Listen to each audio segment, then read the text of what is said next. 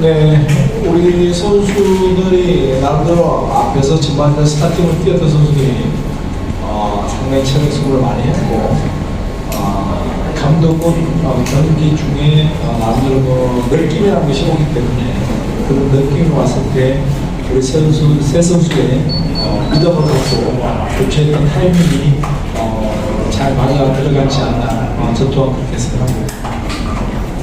Memang pendapat sama. Jadi starting awal sangat bekerja keras sampai fisiknya menurun di babak kedua. Dan memang sebagai seorang pelatih ada perasaan atau mungkin insting dalam pertandingan. Jadi itu yang mungkin pas coach yang bisa ganti 3 pemain itu dengan benar-benar percaya dengan 3 pemain akhirnya sehingga kita bisa dapat kemenangan. Ada lagi? 네, 마르셀로나는 리그 경기에서 아직 회복이 되지 않은 상황에서 대표팀에 합류했고 선수 보호 차원에서 45분만 비키는 전략을 짰던 부분이었고 일단 마르셀로나한테 어제부터 후반에 교체해서 들어갈 것이니까 후반부터 준비를 철저히 잘 해야 된다고 얘기를 그렇게 했습니다. Memang Marcelino sebelum bergabung ke timnas belum pulih total ya, maksudnya dia bermain terus di liga.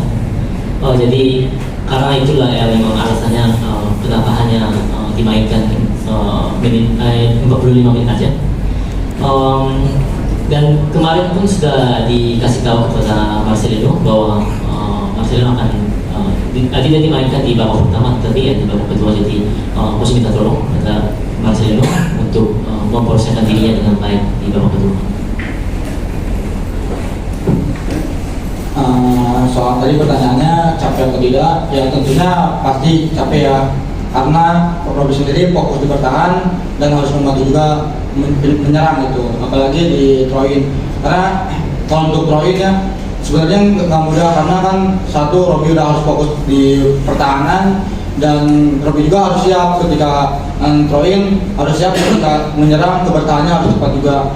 Tentunya ya untuk hal itu emang sudah terbiasa, jadi tidak terlalu sangat 고쳐나가야 될 숙제라고 생각하고 있고 상대가 우리 뒷공간을 때린다는 것이 눈에 보이는데도 우리 선수들이 밀고 나오는 그런 것은 아무도 반성하고 고쳐나가야 된다.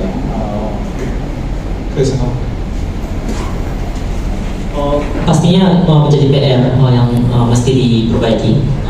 Jadi para pemain harusnya sudah tahu lawan taruh bolanya itu di belakang terus, tetapi tetap lini defense naik aja begitu.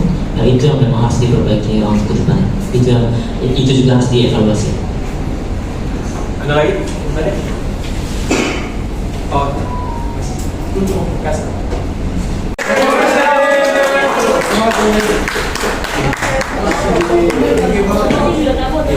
Foto, foto.